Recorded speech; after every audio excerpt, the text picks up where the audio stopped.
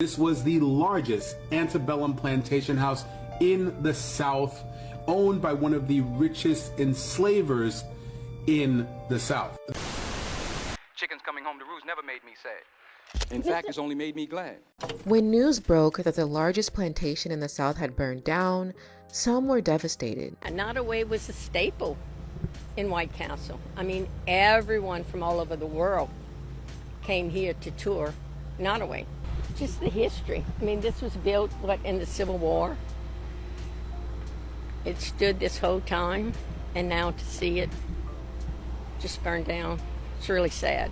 Others, not so much. For my dead homies, for the dead ancestors, continue to watch over us and burn this damn plantation to the ground. Amen.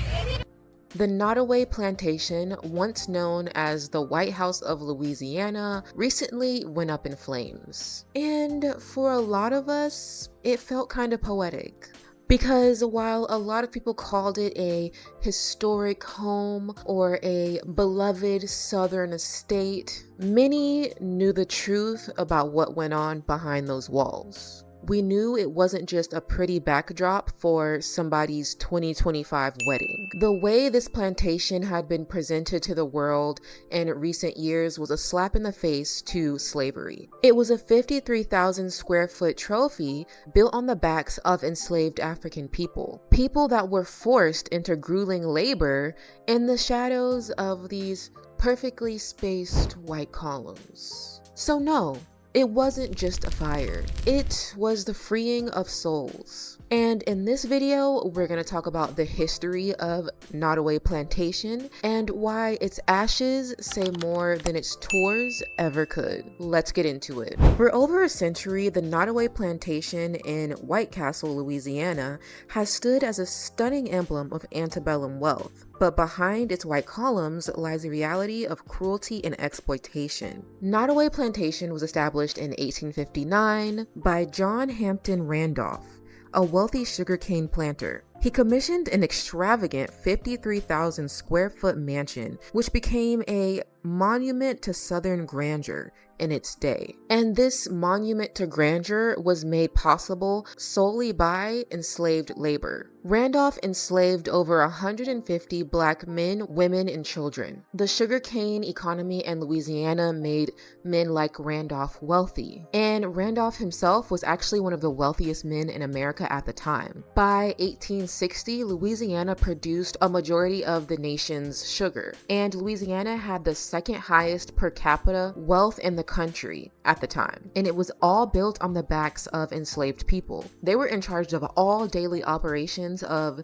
Nottoway Plantation. This includes back-breaking field labor. Enslaved laborers cleared swamps, planted and harvested vast fields of sugarcane, and toiled in searing sugar boiling houses where cane juices were produced under dangerous conditions. Sugar cultivation was so brutal that one formerly enslaved worker recalled, "It was a rare thing if a man lived more than 10 to 12 years working the sugar mill." Another type of labor was construction and craftsmanship. Enslaved artisans literally built the mansion brick by brick. Skilled Black carpenters, masons, and blacksmiths shaped Nottoway's grand architecture and furnishings, even as they remained in bondage. Every elegant detail of the big house was a product of their unpaid forced labor. And then, of course, within the household, enslaved people maintained every aspect of the household. They cooked meals, cleaned the manor's marble halls, did the laundry, tended the gardens, and even cared for Randolph's family and children,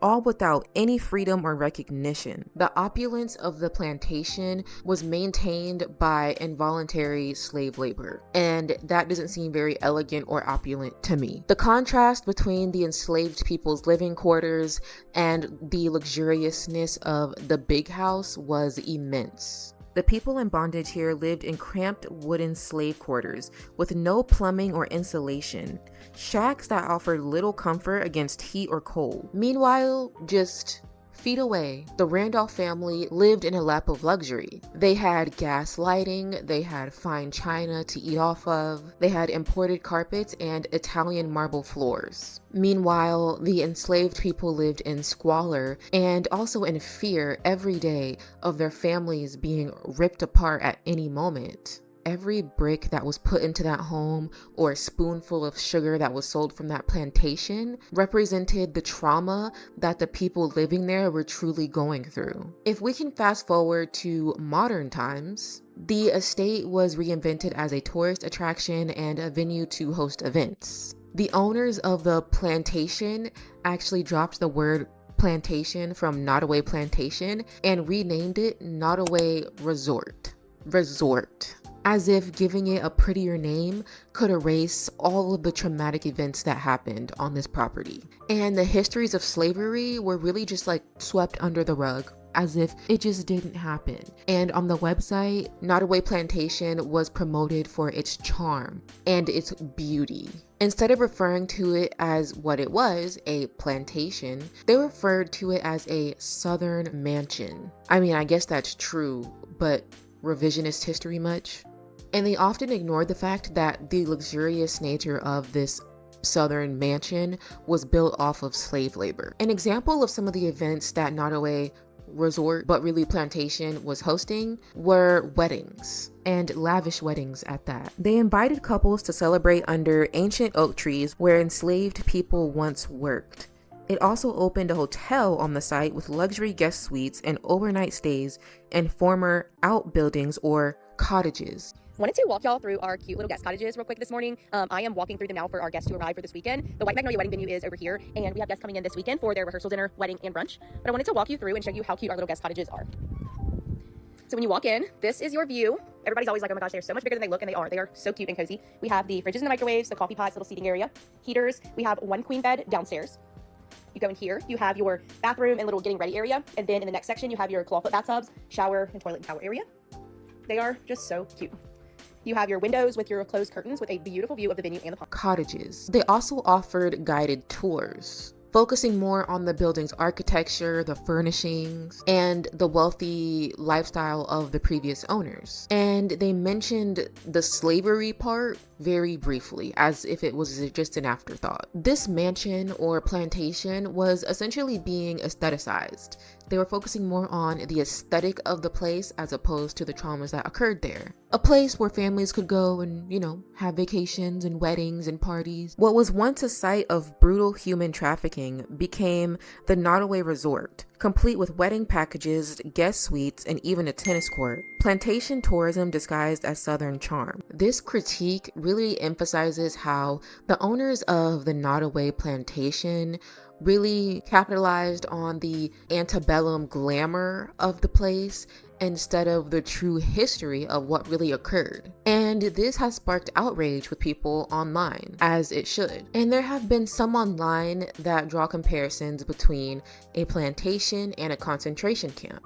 The largest plantation in America just burnt down. Here's an example, another one, and another one. But that's not even the craziest part. Nottoway Plantation was a plantation resort. Could you imagine a Holocaust labor camp being a place you could get a spa day, a massage, and chill by the pool? Well, we don't got to worry about that anymore because Nottoway is gone. Let the tape roll. No one would take a concentration camp, give it a fresh coat of paint, and start hosting weddings on the grounds. That is disrespectful and a slap in the face to the many people that lost their lives on this land. So when it comes to plantations, why is this seen as any different? When we're inviting people to a plantation and telling people to revel in the beauty of it all, whose history are we really trying to protect and honor? Is it the enslaved people or the enslavers? And in recent years, there has been a lot of pushback on the glamorization of plantations and weddings on plantations. In 2019, Pinterest and The Knot, which is like a wedding platform, announced that they would stop promoting plantation weddings on their websites because it was a slap in the face to the traumas that the people went through on these lands. Now, what the Nottoway Plantation should have done was gone to the Whitney Plantation and taken some notes. The Whitney Plantation Museum has become known for centering the enslaved people's experience. Whitney Plantation's memorials list the names of every person enslaved there, and even of enslaved children who passed away, ensuring visitors confront the human cost of the estate's operation. Notably, the Whitney Plantation refuses to host weddings or any celebratory events on its grounds out of respect for what happened there. As its curators state, plantations are sites of immense cruelty and violence, and no event should ever overshadow this reality or disrespect the memory of all those who suffered, labored, and passed away here. They showed that it is very easy to show up and show respect for the people that lived and passed on these lands, but they chose to go a different route, and it bit them in the grandeur and the beauty of this place was only possible because of the suffering of the people that lived there. So when the news broke that it was up in flames and it had burnt down, many people celebrated. Many people saw this as a freeing of souls. If we're going to have these places be historical sites, then we need to be 100% honest and transparent about what transpired there. It means acknowledging the fact that the Southern charm that these places provide was built on the backs of suffering and trauma. And that's the reality, and you can't run away from it. So for those of you that were on the internet boo-hooing and complaining about the fact that this historical monument had burnt down, I implore you to do just a tiny bit of reading to truly understand the gravity of what enslaved people were going through on this property. But something tells me that these people don't really care about the erasure of their history, and that said erasure was intentional and the plan all along. But what do I know? But anyways, guys, thank you so much for watching. What's your opinion on this topic? I would love to hear it down in the comment section down below. Don't forget to like, subscribe, and hit the notification bell. And if you enjoyed this video and want to support the channel, I just launched a Patreon, so the link will be in the description down below. Any support I'm grateful for, whether it's a like or if you can go, subscribe and help keep the lights on, But thank you so much for watching. I'll see you guys next week. Bye-bye.